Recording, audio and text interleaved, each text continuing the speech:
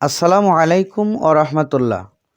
গত নভেম্বরে সামরিক জান্তা প্রধান সতর্ক করে বলেছিলেন, দেশটিতে শুরু হওয়া গৃহযুদ্ধ সরকার নিয়ন্ত্রণ করতে না পারলে পুরো দেশটাই ভেঙে খণ্ড খণ্ড হয়ে যেতে পারে। ইতিমধ্যে বিদ্রোহীদের কাছে বেশ কিছু অঞ্চলের নিয়ন্ত্রণ হারিয়েছে জান্তা সরকার।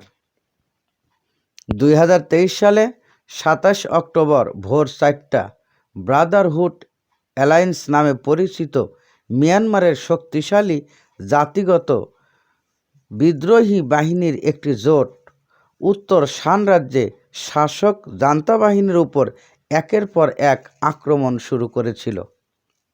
ওই দিনেই কাইন রাজ্যে Karen National Liberation Army junta অফিসগুলোতে আক্রমণ করে। তার ঠিক কয়েকদিন পরেই আরাকান আর্মি এবং কাকিং ইন্ডিপেন্ডেন্স আর্মি কাসিং রাজ্যে সামরিক ফাঁড়ি দখল করে নেয়। 13 নভেম্বরে রাখাইন রাজ্যে নতুন করে হামলা শুরু হয়। সাগাই, সিং, মং, কাসিং এবং ফাইন রাজ্যের কিছু অফিসে একযোগে আক্রমণের পর থেকে একের পর এক শহর এবং সামরিক স্থাপনার দখল হারাতে থাকে জান্তা বাহিনী।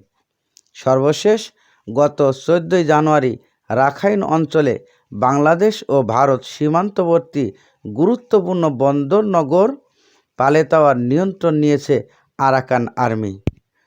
2021 সালে সেনা অভ্যুত্থানের পর থেকে 11 লাখ মানুষ বাস্তুচ্যুত হয়েছে, যা মিয়ানমারকে গৃহযুদ্ধ, মানবিক সংকট এবং অর্থনৈতিক ধ্বংসের আরও গভীরে নিয়ে যাচ্ছে বলেও বিশ্লেষকগণ মন্তব্য করেছেন।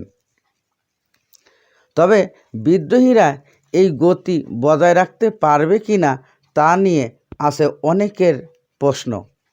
আর গবেষকরা স্বীকার করেন, তারা গত কয়েক মাসে যে আক্রমণগুলো করেছে সেগুলো গত কয়েক বছরের মধ্যে সবচেয়ে বড় এবং কার্যকরী।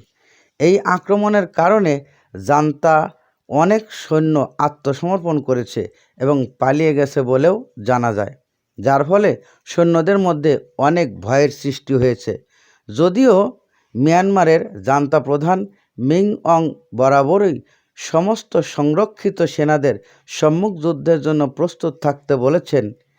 এদিকে চীনের মধ্যস্থতায় জান্তা সরকারের সাথে বিদ্রোহীদের অস্ত্রবিরতির একটি সিদ্ধান্ত হয়েছে।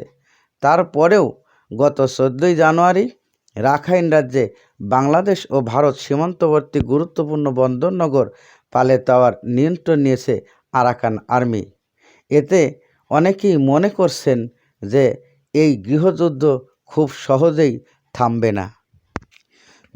বিশ্লেষকগণ বলেন, 2021 সালে সেনা অভ্যুত্থানের সময় 11 লাখ মানুষ বাস্তুচ্যুত হয়ে বাংলাদেশে অবস্থান করেছেন।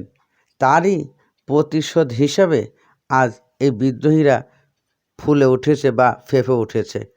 আর এদেরকে থামানো অত সহজেই সম্ভব হবে না বলেও তারা মনে করেন।